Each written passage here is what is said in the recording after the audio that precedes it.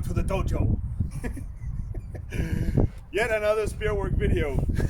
Yet another pretty assistant. Well, the same pretty assistant. He just got prettier. Right, Daniel? See. This video is going to be focused on defensive work. Mainly three techniques. So, the first technique is the obvious spear technique if you're positioned in a situation where you need to get out, which is just to get out. So get out of range, and the way that can be done is by either obviously stepping all the way out or dodging, like that. To me, there's a huge advantage in fighting squared up with my feet, like I explained in the previous video, because it gives me the ability to move like I would in a normal one-on-one fight, as I stated previously, which means that I can move quite quickly. I feel locked down when I stand sideways. I can obviously jump back, but I feel that my momentum gets stunted a little bit and my sideways movement gets almost eliminated, at least to me. So I feel more safe in moving out like this, and I feel that I can control the range even better and move my target zone out of the area. So if I'm not moving back and Daniel is just stabbing for me, I can control how far he's going to strike me by moving my ass out, like you would when your legs are in the way, or they're going for your legs when you're fighting. Don't step out with a short weapon. Don't step out, just move your leg out of the way. Kind of the same thing here, just move your ass out of the way instead. Most duels with a two-handed spear takes place in the center mass, because your upper part of the body moves that so much that it's pretty risky to strike against the shoulders.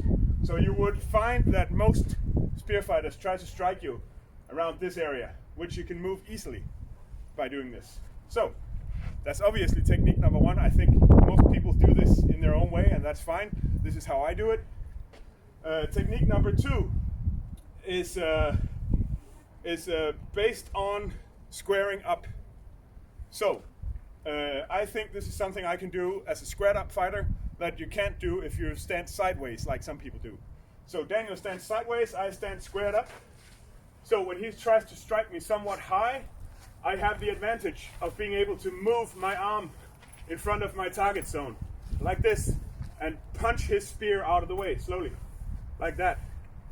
So I know that some people would say, then you get stabbed in your arm all the time. Yes. Well, you get stabbed in the arm somewhat. It's not that bad actually when you time it, but obviously it happens. Not as much as I see most one-handed spear fighters getting stabbed in the arm anyway. So I don't think it really takes anything from that, but it requires a lot of timing. So my advantage, obviously, is that I stand squared up so my arm can move in front of my entire target zone. As you can see, I'm squared up and Daniel isn't. His arm is already in front of his target zone, so he can't really move it much. You see that? Right. So when he tries to strike me slowly, I can move my arm with my body and strike his spear out the way, like that. It even opens him up for a counter strike if I really want to.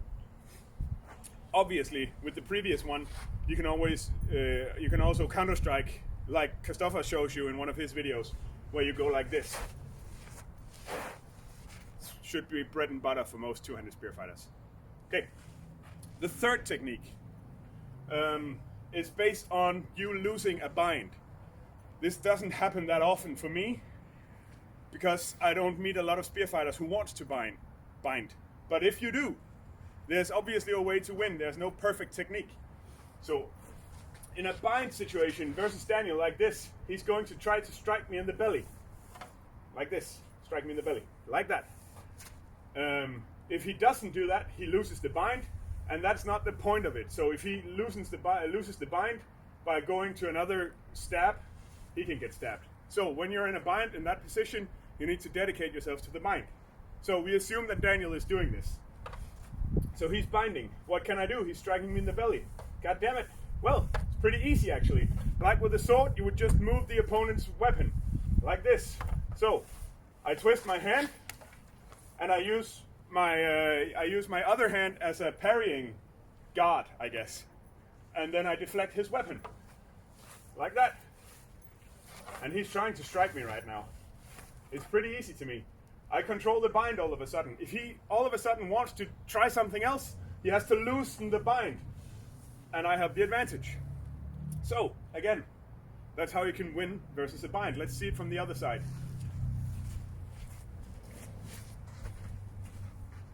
He tries to strike me.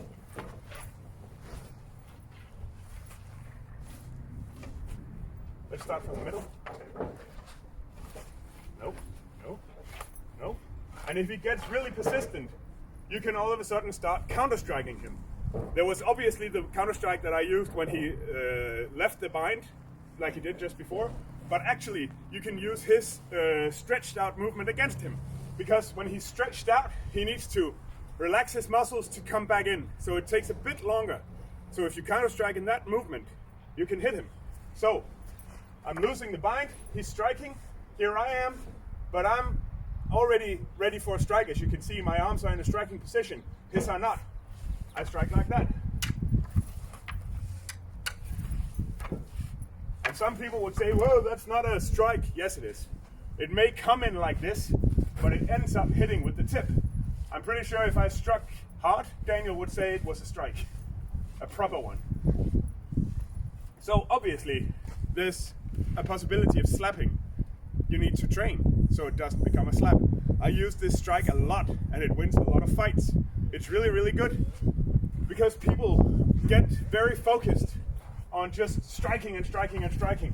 And it's fine, but because I fight in a rested position, like I told you in the first video, it doesn't really take that much out of me.